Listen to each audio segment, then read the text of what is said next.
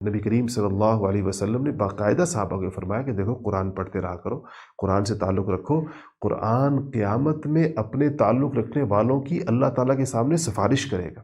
ایک حدیث میں آتا ہے قرآن شریف قبر کے اندر بھی ساتھ دے گا، کہ قبر میں بھی جا کر جب انسان اس وحشتوں اور تنہائیوں کے اس تنگ و تاریک گھر میں جب گھبرائے گا تو قرآن اس کا دل بہلانے کے لیے قبر میں آئے گا۔ یعنی قرآن کا انسان کے ساتھ ساتھ ایک ایسی چیز ہے کہ یہ اس دنیا میں بھی اس کو سیدنا عمر فاروق رضی اللہ تعالیٰ کیا فرمایا کرتے تھے کہ حدیث شریف کا مفہوم ہے کہ ان اللہ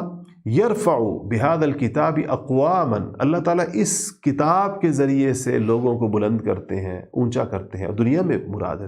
دنیا بھی مراد ہے، آخرت بھی مراد ہے، اور اسی کے ذریعے اللہ پاک لوگوں کو گراتے ہیں، جو اس کو پس پش ڈال دیتے ہیں، جو اس کی ہدایات سے انحراف کرتے ہیں، اللہ تعالیٰ ان کو ذلیل و خوار کرتے ہیں۔ آج امت مسلمہ کی ذلت و خواری کی سب سے بڑی وجہ اگر آپ مجھ سے پوچھیں،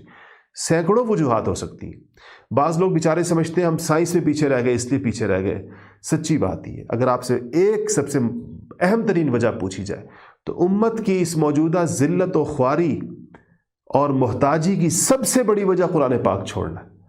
قرآن پاک سے منہ موڑنا ہے، قرآن سے بے وفائی ہے۔ اگر ہم نے قرآن سے وفا کی ہوتی تو ہم آج سائنس اور ٹیکنالوجی میں بھی آگے ہوتے، کیونکہ وہ حکم آپ کو قرآن میں مل جائے گا جس کے اندر تسخیر کائنات ہے، جس کے اندر اللہ پاک کی آیات کے اندر غور و فکر اور تدبر ہے، اور اس کو انسانیت کی فلاح و بہبود کے لیے استعمال کرنا ہے۔ یہ سب نتائج ہیں قرآن پاک سے روگردانی کے، قرآن پاک سے منہ موڑنے کے، پیٹھ دکھانے کے۔ اگر آج ہم اس انقلابی کتاب کو ایک بہترین طریقے کے ساتھ سیکھ لیں اور پھر لوگوں کو سکھانے کے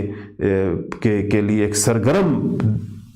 دائی کے انداز میں قرآن شریف کو لے کر پوری دنیا میں پھیل جائیں تو انشاءاللہ اس سے ہمارے حالات بدل جائیں گے۔ ہم جس اچھے دنوں کا انتظار کر رہے ہیں وہ آ جائیں گے، ہم جس